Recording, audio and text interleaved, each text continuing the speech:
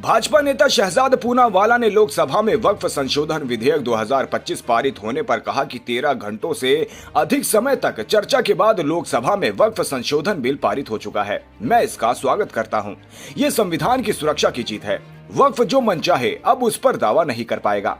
सामाजिक न्याय की जीत हुई है। गरीब मुसलमानों, महिलाओं, अनाथ बच्चों आदि को भी वक्फ की संपत्ति से लाभ मिलेगा। ये सुशासन की जीत है। अब ये बिल राज्यसभा में जाएगा और जब ये कानून बन जाएगा तो सभी बुराइयां जो वक्फ प्रणाली में थी वो खत्म हो जाएंगी। यह बिल गरीब मुसलमानों के अधिकारों को सुनिश्चित करेगा और संवैधानिक व्यवस्था को कायम रखेगा। 13 घंटे से अधिक चर्चा के बाद लोकसभा में वक्फ संशोधन बिल पारित हो चुका है। स्पष्ट और प्रचंड बहुमत से एक आगा खानी समाज का नुमाइंदा होने के नाते मैं इसका स्वागत करता हूं। ये जीत है से संविधान की सुरक्षा की।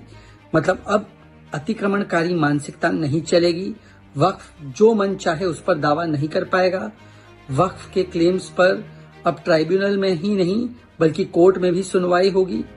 और से सामाजिक न्याय की भी जीत हुई है। मतलब कि जो गरीब मुस्लिम है, जो पसमानदा है, जो बेवा है, यतीम है, उनको भी लाभ मिलेगा वक्फ की प्रॉपर्टीज से।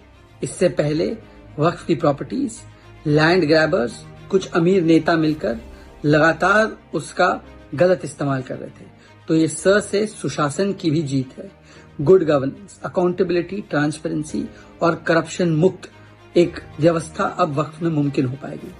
अब ये बिल राज्यसभा में जाएगा और जब कानून बन जाएगा तब ये सारी बुराइयां जो वक्फ के सिस्टम में थी कांग्रेस के चलते, उनके वोट बैंक की राजनीति के चलते, वो समाप्त होगी। आज भी कुछ लोग भड़काने की, मुस्लिम समुदाय को बहकाने की कोशिश कर रहे थे। जो कहते थे सीए से नागरिकता छिन जाएगी, वो कहते हैं कि ये वक्फ एक्ट से या ये वक्फ कानून से मस्जिदें और कब्रिस्तान छिन जाएगी। ऐसा कोई प्रावधान इस बिल में नहीं है। ये बिल रेट्रोस्पेक्टिवली लागू नहीं होने वाला है। उल्टा ये बिल गरीब मुसलमानों के अधिकारों को सुनिश्चित करेगा, महिलाओं के अधिकारों को सुनिश्चित करेगा और संवैधानिक व्यवस्था को कायम रखेगा। ये जीत है सुशासन, सामाजिक न्याय और सुरक्षा संविधान की।